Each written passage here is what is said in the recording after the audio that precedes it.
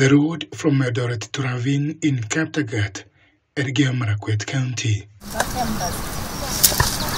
We find Lillian Kimere and other women fetching firewood at Kaptagat forest. This is what they have done all their lives. We follow Kimele to her home several kilometers from the forest. After offloading her firewood, Kimele tells us how tough this has been. Sana unaumia. Ukiamka asubuhi unaenda mpaka jioni kutafuta kuni. Ukileta sasa safari moja hiyo unaenda siku mbili hivi unarudi tena. Kimele tells us that this tedious chore will soon be a thing of the past after she starts using this biogas, which is 90% complete.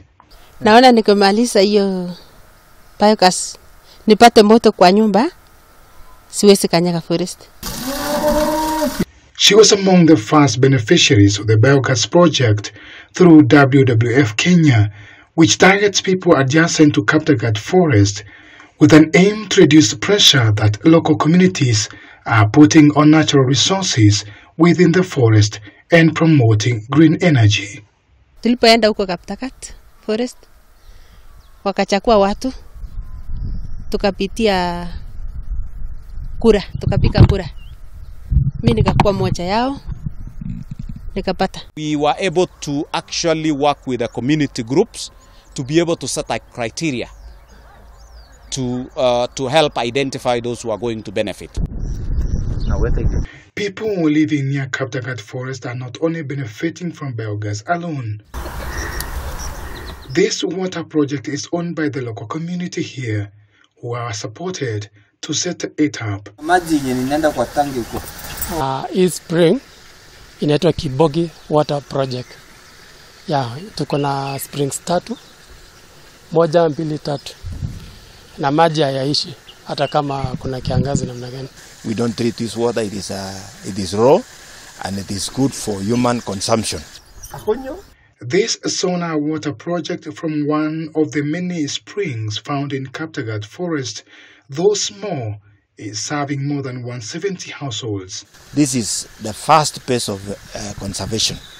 Number one thing is before this place was there was a maize here plantation.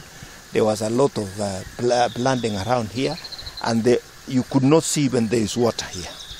But since the conservation started, you are witnesses, you guys. You can see what's happening. You can see the bushes coming up. You can see the other side, and that is the joy of it. The water is pumped in this mega tank and allowed to flow through gravity to the villages.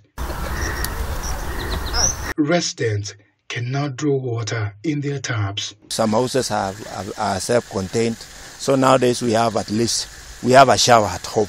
So as to have water flowing in these springs, the local community supported by World Marathon champion Eliud Kipchoge and other organizations has been rehabilitating degraded areas within Kaptagat forest. The partnership is one that has given us an opportunity to work with Eliud to rehabilitate about 50.8 hectares, which has been adopted by Eliud Kipchoge from the larger Kaptagat ecosystem. We'll be actually putting a lot of beehives on the forest for the community actually to benefit, to harn actually on this forest.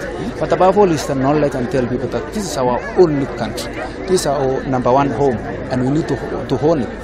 Tree planting here is not only done manually, but drone technology is also used to disperse seeds in the degraded areas. Up to this 6th edition, we are talking of 1,277 hectares that have been rehabilitated. About 2 years ago, we issued a public commitment to plant 10 million trees in the next 5 years. And this is towards supporting the government to achieve forest cover targets that they have. Kaptagat forest is a water tower and is the source of Nzoia and Yala rivers, which drain into Lake Victoria. Kaptagat, Charangani Hills, that's where you find all the rivers that are going, the Nzoia, the Yala, they all originate from here. So the more you do in this part, the more you sort out the issue downstream. Conservation of this key water tower will not only benefit those living around it, but also communities downstream.